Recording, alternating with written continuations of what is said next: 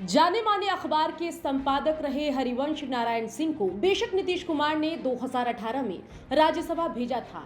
JDU कोटे से बेशक उनको 2018 में पहली बार सांसद बनने का मौका मिला और 2020 में फिर वो जेडीयू के खाते से ही दोबारा चुने गए।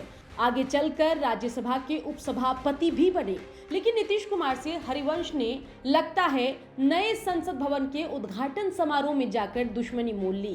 ताजा स्थिति में हरिवंश जेडीयू से दूर और बीजेपी के ज्यादा करीब नजर आ रहे हैं।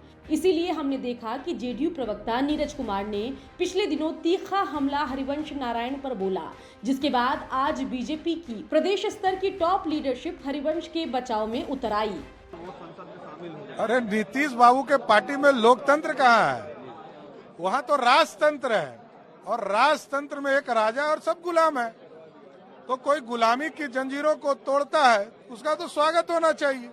और जहाँ तक हरिवंश जी का मामला है, वो तो एक संवैधानिक पद पर है, उसका उन्होंने निर्वहन किया है। इस पर कोई राजनीतिक टिप्पा टिप्पणी क्या हो सकता है? संविधान के ज्ञाता माननीय मुख्यमंत्री नीतीश कुमार जी हैं और संवैधानिक संस्था का अपमान करने का, संवैधानिक पद पर बैठे व्यक्ति का अपमान करने का उनके दल और उनकी नियति बन गई है।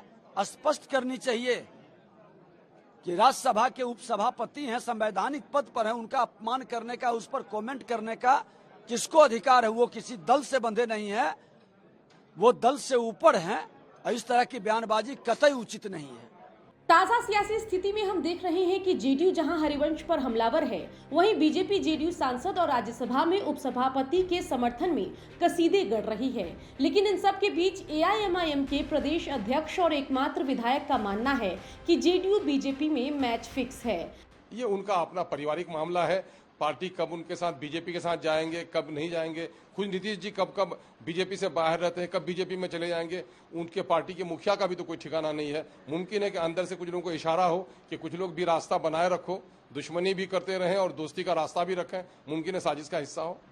खैर, हरिवंश क्या आगे आरसीपी जैसे अन्य नेताओं की राह पर चलकर बीजेपी में आएंगे या नीतीश से रिश्ते ठीक करने में कामयाब होंगे या बीजेपी और नीतीश के बीच का पुल बनेंगे, ये देखने वाली बात होगी। ब्यूरो रिपोर्ट, बिहार तक।